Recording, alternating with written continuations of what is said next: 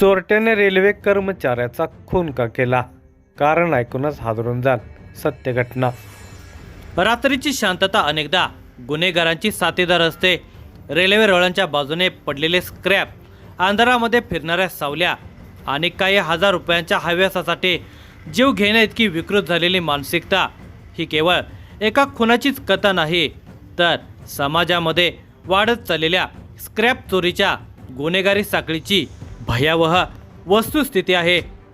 भुसावळ शहरातील रेल्वे वसाहतीला पाणी पुरवठा करणाऱ्या फिल्टर हाऊसमधील रेल्वे कर्मचारी प्रसाद यशवंत कुलकर्णी यांचा 4 जुलै 2026 रात्री एका लोखंड चोराकडून खून झाला. आकाश गोरखा असे या हल्लेखोर तरुणाचे नाव आहे. रेल्वेच्या भंगार वस्तू चोरी करणाऱ्या आकाश गोरखा या चोरट्याला प्रसाद कुलकर्णी हे नेहमी विरोध करत असत. त्यांचा हाच विरोध आणि प्रामाणिकपणा त्यांच्या जीवावर बेतला. या घटनेमध्ये मृत्यू झाला तो एका प्रामाणिक रेल्वे कर्मचाऱ्याचा. हल्लेखोर हा रेल्वे परिसरामध्ये स्क्रॅप चोरीसाठी खूप प्रसिद्ध चोरटा होता. दोघांच्या मधील संघर्ष एका दिवसाचा नव्हता.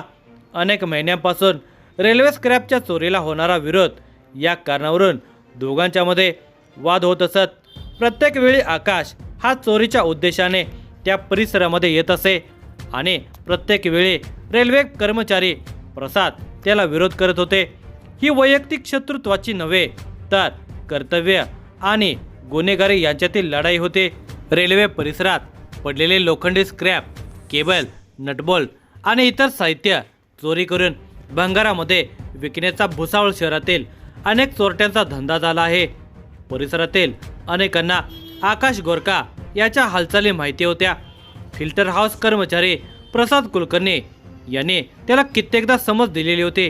ते त्याला चोरीपासून वारंवार रोखत होते. त्यामुळे आकाशच्या मनामध्ये त्यांच्याबद्दल सोडाची भावना वाढत गेली. प्रत्येक वेळी चोरी अपयशी ठरत होते आणि त्यामागे प्रसाद हेच असल्याचा आकाश गोरखा याचा ठाम समज झाला. या घटनेच्या 7 दिवसांपूर्वी अशाच एका स्क्रॅप चोरीच्या वादातून एक गंभीर घटना घडली होती. रेल्वे परिसरातील मंदिराच्या सेवेकऱ्याचा अशा स्वरूपाच्या 3 चोरट्यांकडून खून करण्यात आला होता.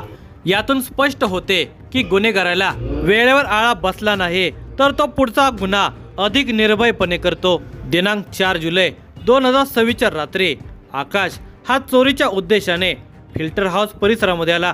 मात्र नेहमीप्रमाणे त्याच्यासमोर आला तोच परिचित चेहरा, अर्थात कर्तव्यावर असलेले प्रसाद कुलकर्णी. यांच्यातील वाद नवीन नव्हता. विषयही तोच होता. रेल्वे स्क्रॅपची चोरी.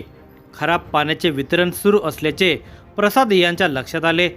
त्यामुळे त्यांनी कर्मचाऱ्यांना वॉल्व्हजवळ जाऊन पाहणी करण्यास पाठवले. ही संधी साधत आकाश त्या ठिकाणी आला. प्रसाद हे एकटेच खुर्चीवर बसले असल्याची संधी त्याला आयती मिळाली. काही कळण्याच्या आत आकाशच्या रागाने त्याच्यातील विवेक गमावला. त्याने जड लोखंडी पट्टीने प्रसाद यांच्यावर जीवघेणा हल्ला केला.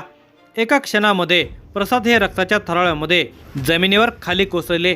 त्यांची किंचाळी ऐकून इतर कर्मचारी धावत आले. मात्र तेवढ्या वेळात होत्याचे नव्हते झाले होते. प्रसाद यांचा जीव गेलेला होता, तर हल्लेखोर आकाश पसार झालेला होता. काही हजार रुपयांच्या स्क्रॅपसाठी एका कुटुंबाचा आधार कायमचा हिरावला गेला.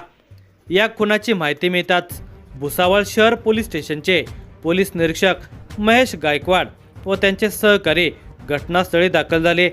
पंचनामा, पुरावे, साक्षीदारांचे जबाब, आरोपीच्या हालचाली आणि आधीच्या वादाचा इतिहास तपासाचा केंद्रबिंदू ठरला.